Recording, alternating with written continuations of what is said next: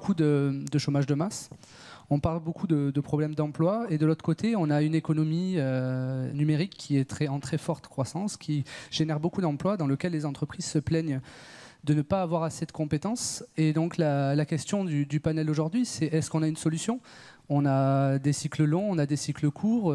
Comment est-ce qu'on a vraiment une solution aujourd'hui pour combler ce besoin de compétences en France et dans une logique peut-être soit de court terme, soit de moyen terme? On va commencer par la première personne à ma droite. Donc, par les dames, hein, c'est ça? Par les dames, oui. Bonsoir à tous. Je voudrais commencer d'abord par réagir à la remarque qui a été faite tout à l'heure qui disait que les formations ne sont pas bonnes. Et moi, je dis et je répète, les formations sont bonnes. Elles sont bien pensées, mais parfois, elles ne sont pas forcément pensées en adéquation avec le besoin des entreprises. Et pour que ces formations soient pensées en adéquation avec votre besoin, il faut qu'il y ait plus de dialogue, il faut qu'il y ait plus de partage, plus de travail en commun, pour qu'on réussisse à mettre, entre guillemets, sur le marché un produit qui convienne aux entreprises. Voilà, ça c'était ma première remarque. La seconde, par rapport à est-ce qu'il y a une solution, ma foi, s'il y avait une solution, je crois qu'on ne serait pas là. Très bien. Alors là, il y a une question. Je connais un peu Roberto. Je pense qu'il va beaucoup avoir aimé le côté on met un produit sur le marché en parlant d'étudiants qu'on va former. Par rapport à ça, justement, aujourd'hui, il y a différentes notions.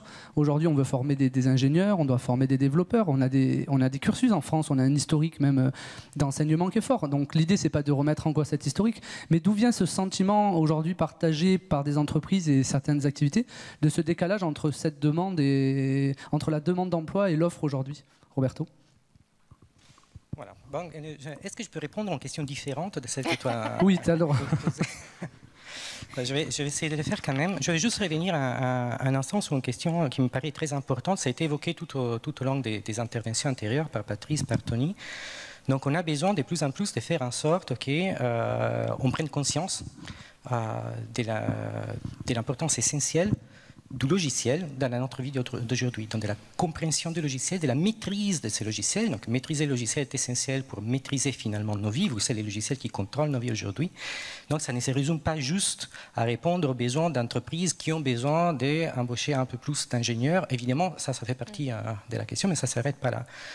Et alors je vais essayer de donner quelques éléments de réponse et de réflexion. Donc, si vous regardez un instant, on vit aujourd'hui une révolution industrielle majeure. Donc l'arrivée de l'informatique fait en sorte que tout un tas de choses qui étaient difficiles à faire aujourd'hui disparaissent parce qu'on les automatise, on les simplifie, on construit des programmes qui remplacent des personnes anciennes. Et on a une grosse tendance de la part d'un certain nombre d'entreprises d'essayer de transformer l'ensemble de la population en utilisateur plutôt qu'en acteur du logiciel. Et c'est pour ça que finalement, on s'étonne que trop tard, du fait que notre vie privée est compromise, que nos connaissances sont prises en otage, que nos données disparaissent, etc. Alors que bon, ça devait être quelque chose d'assez évident, qui était assez évident pour un certain nombre d'entre nous.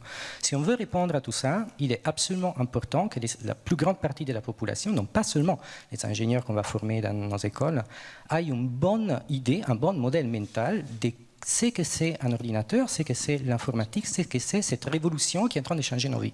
Et alors, il n'y a pas d'autre façon, c'est triste à dire, hein, mais il n'y a pas de chose gratuite dans la vie.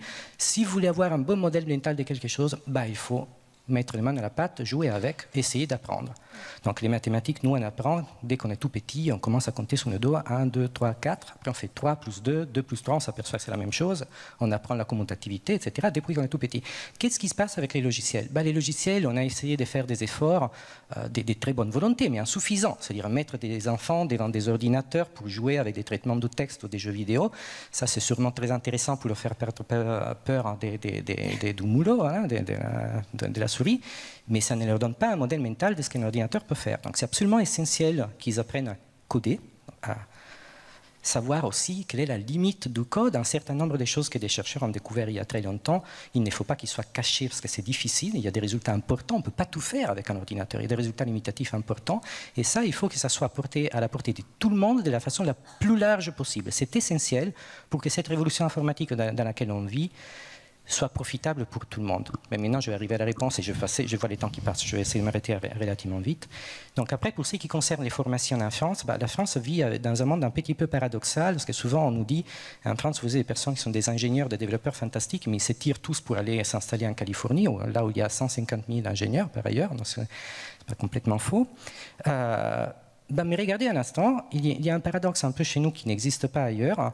Parce que regardez aux États-Unis, les meilleurs étudiants, ils sont dans les meilleures universités, en contact avec les meilleures équipes de recherche, qui leur transmettent, dans le cadre de leur formation, une vision de ce qu'ils pensent va être le monde dans 10 ans, dans 15 ans. Donc ces étudiants-là, ils sortent avec une avance technologique formidable.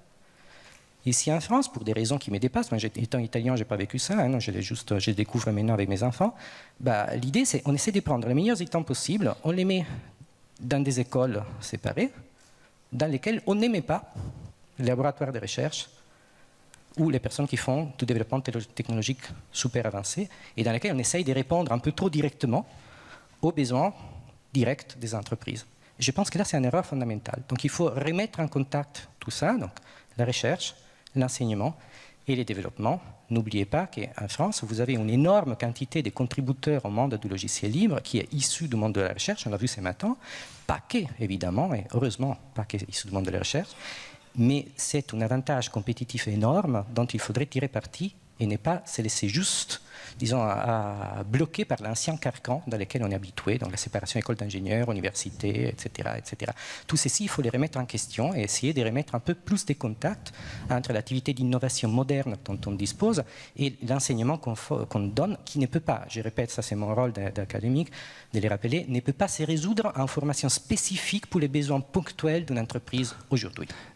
Donc ça, sur le passage de fond et cette question-là, j'allais dire plus fondamentale de l'enseignement, du rôle de l'enseignement, de l'informatique dedans, moi, il y a aussi une réalité qui est actuelle, c'est-à-dire qu'il y a notre grande capacité, on sait bien, à pouvoir faire de la prospective, à voir à 10 ans, à essayer d'enseigner et l'enseignement. Mais aujourd'hui, concrètement, on a une situation actuelle.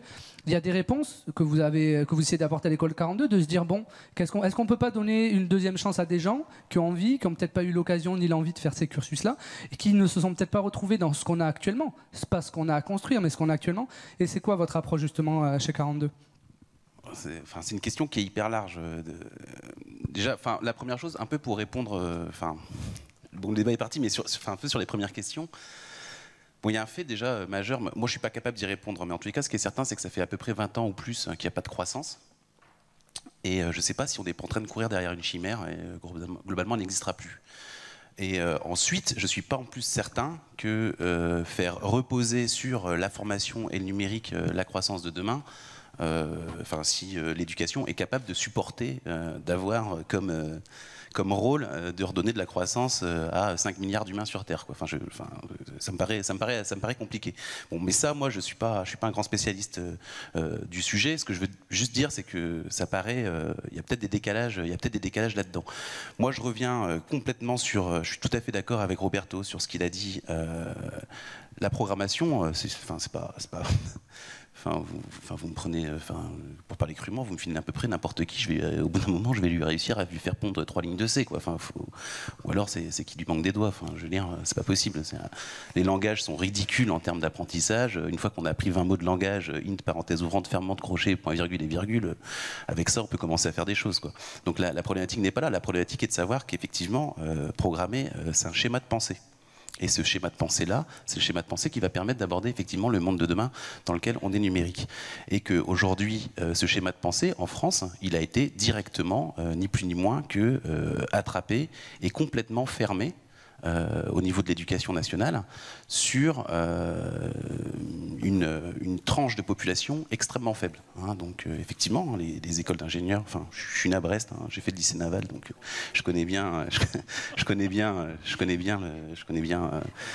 le NSTB, j'ai plein de collègues qui l'ont fait, c'est pas un problème, on sort des super ingénieurs. Il y a juste que, effectivement, au-delà du fait qu'ils soient pas du tout formés pour rentrer dans les entreprises, mais ça c'est encore un autre sujet. Je veux dire, là, ça sert à rien de. Vous allez sur le site de la conférence des grandes écoles, vous téléchargez l'enquête insertion 2009 et vous voyez qu'il y a 76% des étudiants qui ont un travail 6 mois après être sortis des grandes écoles. Bon, ça sous-entend qu'il y en a quand même 1 sur 4 qui n'est pas en situation d'emploi. Donc, c'est pas ça, d'accord, mais il y a tout un tas de raisons autour de ça. Mais en tous les cas, aujourd'hui, ça a été fermé et ça a été cerné pour une toute petite part de la population. Et je suis tout à fait d'accord avec Roberto. Aujourd'hui, si on veut former des gens qui sont capables de comprendre les problématiques du numérique et de savoir quand on clique qu'est-ce qui est en train de se passer derrière, et au-delà de ça, on va encore beaucoup plus loin. C'est que je ne vois pas comment, je vais faire rapide, mais comment est-ce que la prochaine directrice marketing de chez Chanel va pouvoir être directrice de marketing de chez Chanel si elle ne sait pas ce que c'est que la big data et si elle n'est pas capable de concevoir des choses là-dedans. De la même façon qu'aujourd'hui, la directrice marketing de chez Chanel ne peut pas être directrice de marketing de chez Chanel si elle ne sait pas comment fonctionne Excel. Enfin, vous voyez ce que je veux dire? Donc, si elle ne sait pas compter, on ne peut pas devenir directeur marketing. Donc, on a appris à compter aux gens, on leur a appris à parler, on leur a appris à écrire. Et ben, moi, je pense qu'il faut tout simplement leur apprendre à coder. Bon, alors après, nous, notre réponse a été de dire qu'après s'être un peu débattu depuis une dizaine d'années sur d'autres écoles, hein, vous savez, je suis un ancien moi-même d'Epitech. Bon voilà, on a décidé de passer à une autre échelle avec d'autres gens dans un autre cadre, en faisant des choses effectivement gratuites, ouvertes à tous, avec et sans le bac, parce que nous, ça ne nous intéresse pas effectivement de bosser sur les quelques pourcents de gens qui ont la capacité de rentrer en école d'ingénieur et qui à la sortie sont extrêmement bons et hyper reconnus par tout le marché, effectivement quand ils partent aux États-Unis, etc., etc. Donc voilà, nous, notre réponse, elle se situe à ce niveau-là. Donc c'est apprendre à coder pour tous, non pas pour spécifiquement. Alors, il se trouve qu'en plus, quand on leur apprend à coder avec notre méthode, le marché les adore. Donc, bon, ça tombe bien, mais en soi, à la base, on ne les a pas du tout formés pour leur apprendre à faire du C. Hein. Ça, vous allez sur le site du zéro, vous allez apprendre tout seul, ça marche très très bien. Donc, nous, on leur apprend vraiment autre chose à l'intérieur de ce code. Très bien, parlons sur la partie, avant de parler justement de la partie le site du zéro, c'est bien qui a changé maintenant, qui a changé de nom justement pour prendre la mode du MOOC dans le sens. Je voudrais savoir justement en tant que Classrooms. Voilà. Je voudrais savoir en tant que dirigeant d'entreprise, Philippe, on entend les ingénieurs sont d'un très bon niveau, on ne remet pas en cause le niveau d'un ingénieur. Après, pour une entreprise, une PME en France, du logiciel libre qui n'est pas une très très grande multinationale, ça représente quoi l'ingénieur? Ça représente quoi ces besoins-là? Est-ce qu'on a besoin de toujours quelqu'un? C'est quoi le profil aujourd'hui idéal ou ce dont vous avez besoin en tant qu'entreprise? Je vais jouer à l'ancien encore, mais depuis 30 ans, les entreprises de l'informatique et du numérique maintenant cherchent à recruter toujours le même type de profil, c'est-à-dire le bac plus 5 école d'ingénieur qui est capable de faire papa-maman, qui est un mouton à 5 pattes et qui pourrait être facturé de manière directe ou indirecte très cher. C'est à peu près le business model de beaucoup des entreprises informatiques depuis 30 ans. Je pense qu'effectivement, là, on arrive à une rupture par rapport à ce modèle-là. Et effectivement, vu le besoin, et là, je ramène ça à la filière open source, vu le besoin propre de notre filière en termes de compétences, en termes de développeurs, puisqu'il y a un mot qui avait été utilisé encore, c'est le mot développeur. Ce dont on a besoin, par exemple, chez nous, dans les entreprises du logiciel libre et de l'open source, c'est une étude qui était sortie l'année dernière, c'est à 60% quand même des besoins en termes d'ingénieurs de développement logiciel, web. Et donc, on est confronté, nous, effectivement, tu l'as souligné, sur un modèle économique où on ne peut pas rentrer forcément dans une surenchère systématique par rapport au niveau de qualification, au niveau d'école, donc au niveau de salaire, donc au niveau de tarification derrière par rapport aux clients. Et donc, effectivement, on suit de près les initiatives, de très près tout ce qui a trait actuellement sur le marché, qui bouscule un peu les lignes, le projet 42 par exemple, mais aussi l'arrivée des MOOC qui peuvent être d'autres modèles pour accélérer la formation. Par contre, je ne suis pas dupe sur le fait aussi qu'on est sur un secteur où la technologie, ça ne s'improvise pas, ce n'est pas que de l'usage. Il faut que les gens soient formés, effectivement, et soient qualifiés. On a un besoin de qualification. Et je pense que la problématique qui se pose essentiellement, que ce soit pour 42, pour les écoles d'ingénieurs, pour les cycles universitaires, c'est où mettons la barre, comment détermine-t-on cette notion de certification, cette notion de qualification. Et je crois qu'on est vraiment au cœur du problème. C'est-à-dire, à tel degré de qualification, j'ai tel niveau de rémunération, ça génère un business model, que ce soit chez les éditeurs ou chez les sociétés de services, hein, les ESN, comme dirait le président du Syntec numérique, puisqu'il a changé de nom. On est tous confrontés au même business model. On doit recruter, on doit faire face à une demande croissante, notamment dans le secteur de l'open source qui est forte. Hein. Il est prévu, là, je crois, sur les 3 ans qui viennent, plus de 10 000 recrutements. Rien que sur notre filière de l'open source. Je ne parle pas du monde web au sens large, et ainsi de suite. Comment on fait pour alimenter ça en restant dans un business model qui tient? Et moi, je crois effectivement que si on arrive à garantir un niveau de qualification et qu'on puisse baisser un petit peu le coût de la fabrication et d'éviter de rentrer dans la surenchère des écoles d'ingénieurs où quand le gars sort, le premier truc qu'il veut, c'est être chef de projet sans avoir fait du développement et avoir un salaire à 45 000 €, ça me paraît bien si ça va dans ce sens-là. Très bien, mais justement, Jean-Marie, on parlait de qualification, de validation de toute cette partie-là. Donc moi, en gros, on va avoir des nouvelles solutions, on va parler des MOOC, Massive Open Online Courses, donc une sorte de miracle où tout le monde va se former tout seul en ligne.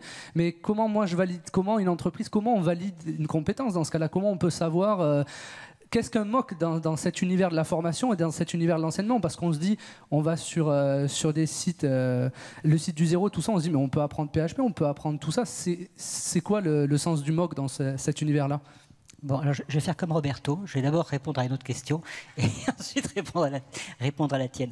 Et puis en passant, c'est amusant depuis quelques temps, quand je me promène, je rencontre toujours quelqu'un qui a fait le lycée naval de Brest et ça fait super plaisir. Surtout que mon fils vient y rentrer, mais ça, c'est pas l'histoire.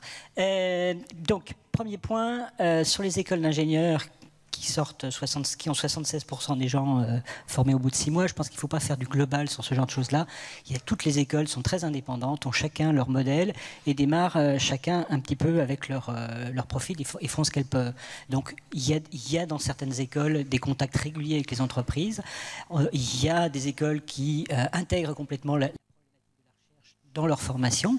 Alors, je suis dans une école pas loin du lycée naval à Brest, puisque Télécom Bretagne, on est voisins. Je veux dire, ça, c'est des choses qu'on intègre dans notre formation et on a une qualité, c'est que vu qu'on est petit, comme des petites entreprises, on peut évoluer, on peut faire ce qu'on veut, on peut tester des choses et on peut avancer et à la sortie avoir non pas 75%, mais tous nos élèves qui quasiment ont un boulot avant de sortir de l'entreprise et qui sont pas mal payés, ce qui nous fait plaisir.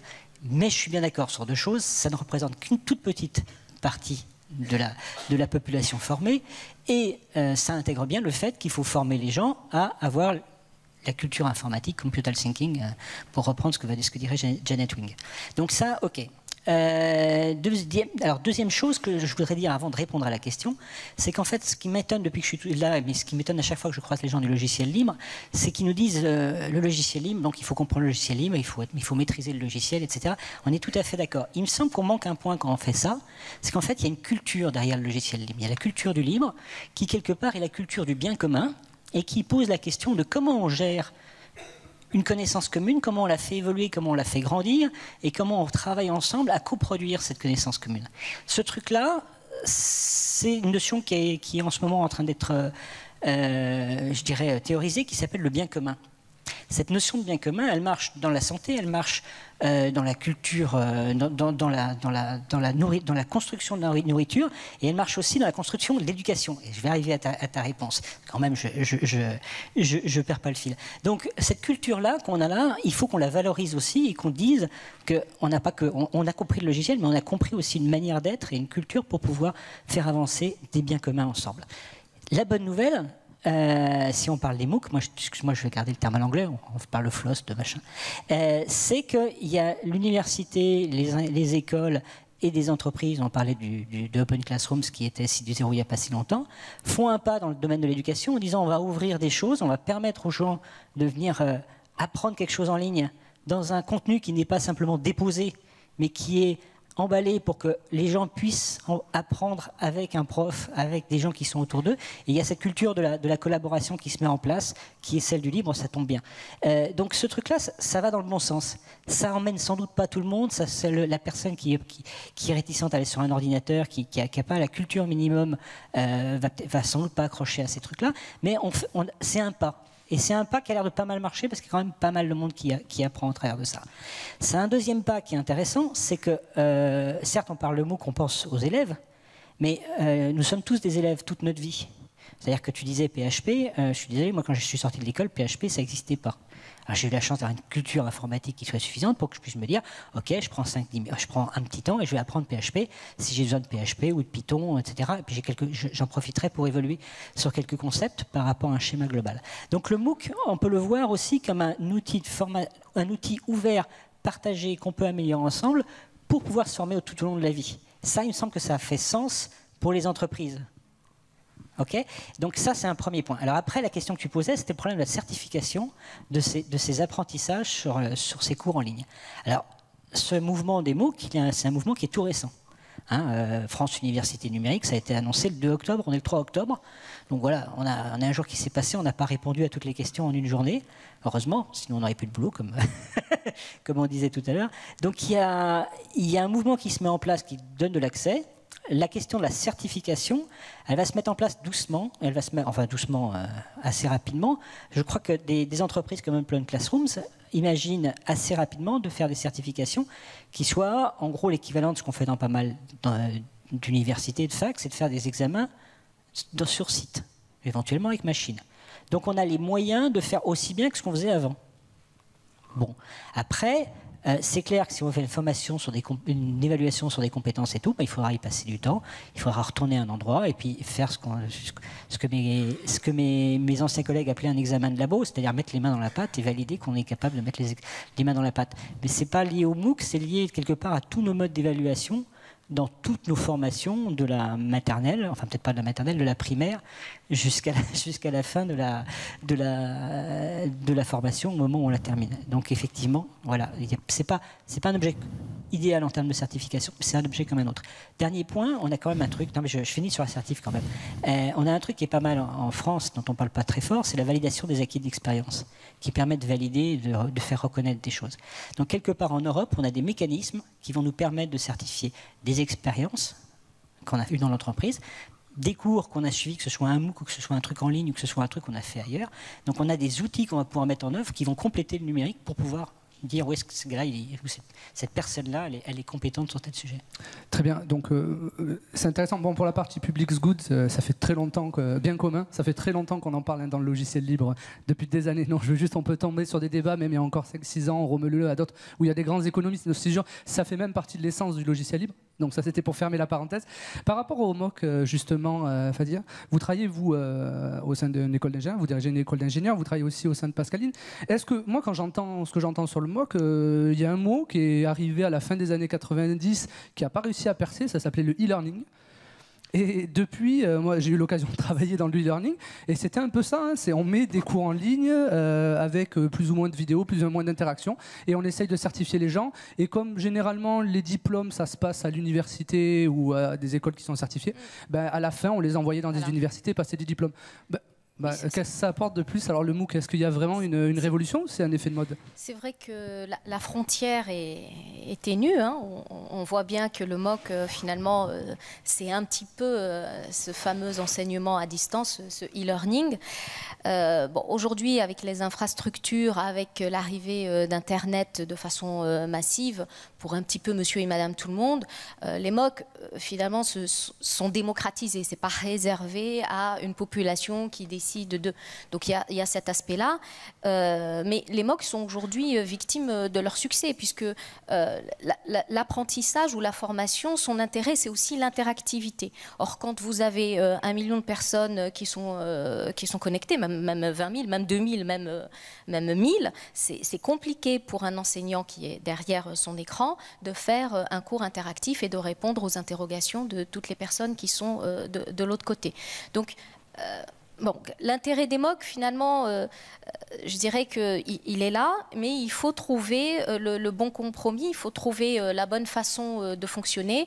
Et je sais aujourd'hui qu'il y a certaines universités qui ont mis en stand-by leur projet de MOOC qui avait démarré pour réfléchir à nouveau à comment offrir un enseignement qui permette soit une évolution de compétences pour quelqu'un qui a déjà un diplôme, soit un changement de formation, soit une certification ou le passage d'un diplôme. Mais effectivement, ça reste une question. Maintenant, pour rebondir sur ce qui a été dit tout à l'heure, les MOOC, c'est très bien, les formations d'ingénieurs, c'est très bien, mais on ne peut pas forcer un jeune à s'intéresser à quelque chose. Donc, qu'est-ce qu'on peut faire pour que les jeunes viennent vers nos métiers, vers les études qui les mènent au métier de l'informatique ou du numérique? Enfin, il y a aussi une question qui d'introduire l'enseignement des langages informatiques dans des petites classes au collège ou au lycée, c'est une bonne façon, c'est peut-être une bonne façon d'intéresser les jeunes au numérique. Mais en général, une personne qui va pour s'auto-former sur un MOOC ou autre, c'est parce qu'elle est intéressée par le sujet. Donc un jeune, pour qu'on l'amène à nos sujets à nous, il faut peut-être le prendre un peu plus tôt et ne pas attendre le bac, quoi. Très bien. Donc c'est un débat sur lequel on va parler, je vous invite demain après-midi, où on va traiter justement de ce débat très intéressant de l'enseignement de l'informatique en tant que science très tôt. Là, Gwen, j'ai une autre question avec vous. Tout à l'heure, vous avez dit il faut mettre les mains dans le cambouis, il faut pratiquer. Donc moi, je veux bien que quelqu'un apprenne sur le MOOC comment on fait PHP, comment je fais, mais s'il vient chez vous et que vous me dites que vous pouvez le transformer en très peu de temps à faire les 3 lignes de C, c'est parce qu'il n'y a pas que une capacité d'auto-apprentissage, il y a aussi une pédagogie, une relation. Non mais, enfin, bien sûr, bon... Après, sur ce qui a été dit, bon là, c'est là que clairement on dévie, quoi. C'est-à-dire que moi, je suis plus du tout d'accord avec vous, quoi. Vous dites comment est-ce qu'on fait pour attirer les jeunes dans nos écoles. Enfin, vous avez vu les frontières qu'il y a pour accéder à une école d'ingénieur en France aujourd'hui? Non, pas forcément une école d'ingénieur, mais une formation, du numérique. Une école. Non, mais vous me dites par exemple, on parle des écoles d'ingénieurs. Enfin, pour rentrer à l'UNSTB. Enfin, je vous conseille quand même d'être dans les 3 premiers français, quoi. Enfin, je veux dire, c'est pas n'importe quoi. Pour attirer un jeune vers le numérique. Vous avez, non, mais les jeunes vers le numérique. C'est ce que je vous ai dit. Les écoles d'ingénieurs et scientifiques ont accaparé effectivement la formation scientifique de l'informatique, ce qui n'est pas tout dans l'informatique d'ailleurs. Hein, je tiens vraiment à le préciser. C'est ce que vous dites tout à l'heure quand vous dites. Les sciences, l'informatique, etc. Enfin, il y a beaucoup de pas du tout sciences dans l'informatique. C'est comme un métier d'art où on part globalement d'une feuille blanche avec son Emacs et on commence à créer. Vous parlez des certifications. Enfin, les certifications, bon, comme vous le savez, sur 42, on n'en a pas. Pourquoi on n'en a pas? Parce qu'il n'y en a pas besoin, quoi. Les certifications sont là pour certifier qu'une personne est individuellement bonne dans un endroit. On est quand même à l'Open World Forum, quoi. Notre métier à tous quand on fait de l'open source, c'est qu'on bosse tous ensemble. Enfin, dire qu'une personne, on veut la certifier personnellement, etc., enfin, ce qu'on appelle travailler à 2 au lycée, c'est ce qu'on appelle tricher. Ce qu'on appelle ici travailler à 2, c'est collaborer. Donc la problématique qui se pose, c'est qu'aujourd'hui, on est dans un système d'enseignement où on fait de l'enseignement individuel pour faire rentrer des gens dans un monde qui est partagé. La notion de hiérarchie mondiale on part du prix Nobel, machin, et on descend, c'est des choses qui sont en train de disparaître. Donc on travaille. Comme l'a dit tout à l'heure un des précédents intervenants, il a dit voilà, il y a des choses qui sont en train de se passer dans l'open source où on est en train de redescendre dans la hiérarchie entre ceux qui donnent les logiciels, ceux qui les font, etc., etc. On travaille dans un monde qui est global. Et aujourd'hui, qui a certifié que Linus Torvalds savait faire du Linux? Qui l'a dit? Qui l'a dit? Les autres. Il y en a un qui s'est mis à coder, on a dit il est bon, etc. Et entre eux, ils ont partagé. Et moi, je pense que justement, si on ne change pas effectivement profondément la pédagogie, on n'y arrivera pas. On n'a jamais eu autant de moyens pour travailler. On n'a jamais eu autant de profs. On a la chance en France d'avoir effectivement une grande tradition d'éducation, donc énormément de professeurs. Je rappelle juste que le ministère de l'Éducation nationale, tous les agents, c'est 1 million de personnes. Et il y a à peu près 15 millions d'élèves qui sont de la maternelle jusqu'à la terminale. Ce qui sous-entend qu'il y a à peu près un agent pour 15 élèves. Donc le problème, il n'est pas là. Il n'empêche qu'on sort quand même 150 000 personnes qui sont exclues du système. Et 150 000 personnes exclues du système par année, ça sous-entend quand même qu'une classe d'âge en France, c'est 1 million de personnes. On en voit 15%, 15 pipes. Enfin, donc, il y a... La réflexion, c'est pas de savoir, le MOOC, pour moi, est un outil qui peut fonctionner. C'est fondamentalement qu'est-ce qu'on essaye de faire. Or, dans le MOOC, ce qu'on essaye de faire aujourd'hui et ce qui est fait aujourd'hui, c'est de la transmission de savoir. Transmettre le savoir dans notre milieu, c'est-à-dire le milieu du numérique, on pense que ça ne sert à rien. Vous allez sur Google, si vous voulez apprendre à faire du C, vous allez apprendre du C, c'est Google. Si vous voulez aujourd'hui suivre des cours de maths de monsieur Wasserman, vous allez directement sur le site du Carnegie Mellon et vous regardez les cours. Vous n'avez pas besoin d'aller voir un prof qui a été plus ou moins formé sur le sujet qui va vous expliquer tout ça. Donc la question, c'est pas d'apprendre aux gens à faire de la transmission de savoir du numérique et de la transmission de savoir de 3 lignes de code de C. Ça, franchement, il y a vraiment besoin de personne pour le faire s'il est un peu motivé. La question, c'est comment est-ce qu'on fabrique un schéma de pensée numérique. Et on ne fabriquera pas un schéma de pensée numérique en assommant toute la journée les élèves à grands coups de faut faire ci, faut faire ça, les tri c'est dans 16-1, etc. etc. C'est la raison pour laquelle nous on ne le fait pas. Et on forme effectivement 1 millier d'étudiants avec globalement 0 prof et 0 cours. Donc on n'a pas de prof, pas de cours. Donc on maintient, nous, une zone d'à peu près une dizaine effectivement d'organisateurs de l'école pour 1 millier d'étudiants qui sont dedans aujourd'hui. S'il vous plaît, pas de troll dans la salle. Philippe, tu voulais réagir? Je trouve ça séduisant sur le papier et effectivement, je suis comme beaucoup d'entrepreneurs. J'attends de voir effectivement les premières promotions déboucher dans les entreprises et dans les projets que mènent ces entreprises par rapport à leurs clients.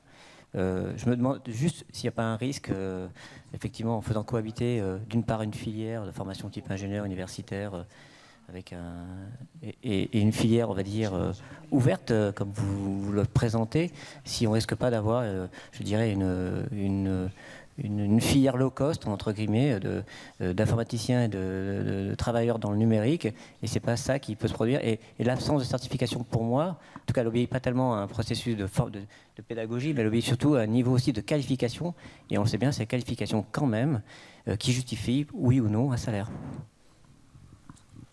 Très bien, on va prendre Roberto. Peut-être, on va prendre une minute peut-être pour... Tout un tas de choses qui ont été dites ici. Il y a plein de sujets différents. On voit qu'on a des opinions assez diverses et variées. Je me permets de donner la mienne aussi. Donc, si on veut attirer plus de monde qui fasse de l'informatique, il faut les mettre en contact avec l'informatique dès le plus jeune âge. Il faut qu'on apprenne qu'est-ce que c'est la programmation assez rapidement, qu'on comprenne qu'est-ce qu'il y a à l'intérieur d'un ordinateur assez rapidement.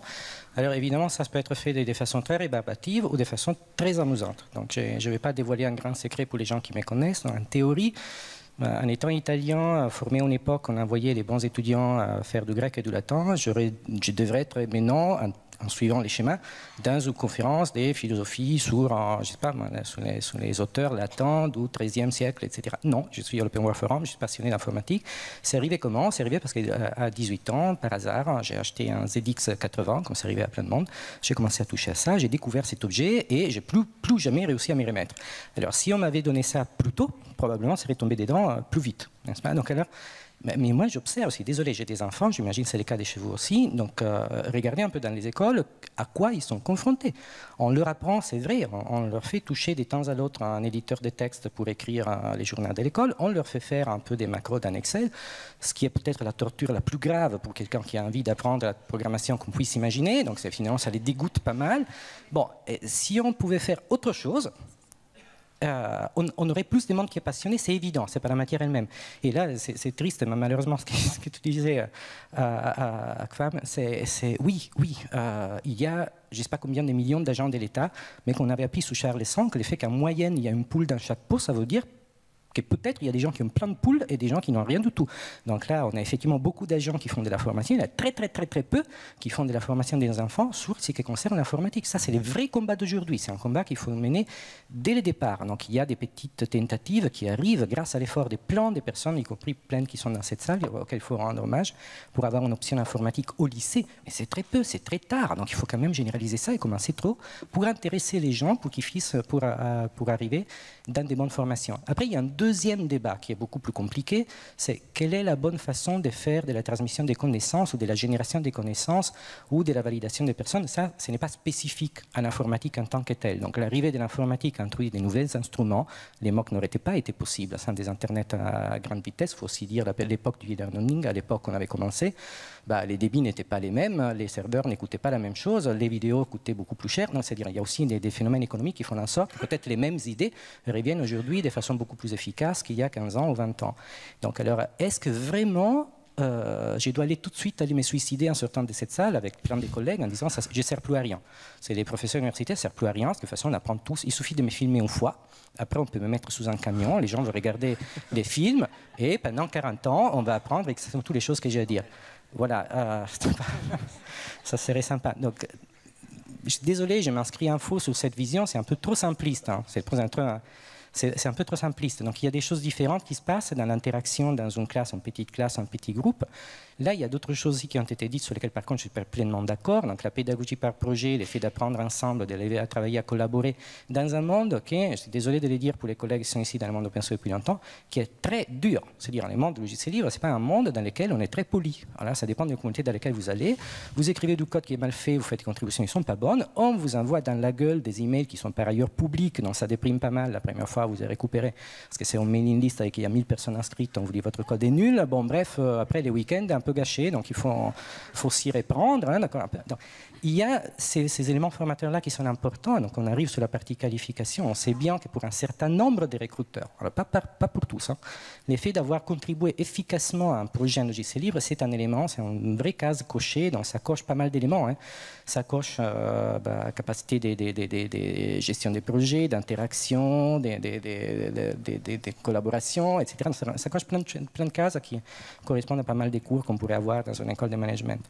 Mais en même temps, n'oubliez pas, on a parlé tout à l'heure, les grands consommateurs de logiciels qui utilisent énormément massivement de logiciels libres, je parle de Google, Amazon, etc.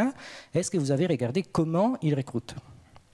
Vous avez fait un peu un petit test pour voir les types comment est fait les processus de sélection. D'ailleurs, je retourne la balle à Clam ici. Vous dites d'accord, c'est une école ouverte à tous, la vôtre, mais vous permettez quelque chose qui m'interdit à moi, c'est-à-dire vous avez une phase de sélection qui est très rude, parce que vous récupérez 1000 personnes, mais il y a 10 000 inscrits au début. Donc vous permettez une phase de sélection qui finalement vous garantit que les personnes que vous avez prises, finalement, prennent des risques peut-être, mais pas tellement. Alors, dans le monde académique universitaire en France, je vous rappelle que 85% des informaticiens dans cette nation, qui est la France, sont quand même des professeurs et des maîtres de conférences et des enseignants-chercheurs dans les universités, pas ailleurs. Donc 85%. Mais nous n'avons aucune possibilité de sélectionner personne. Donc on se débrouille comme on peut. Des fois, ça fait de la sélection par l'échec, etc. Il y a certainement mieux à faire pour employer les compétences dont nous disposons aujourd'hui. Donc c'est un défi long. Il y a vraiment une véritable question sur comment traiter sous ces questions qui ne sont pas forcément les mêmes. Très bien. On me fait signe, on va essayer de respecter notre temps. Je vous remercie tous pour cette discussion. N'hésitez pas à venir discuter avec eux. Et je vous invite à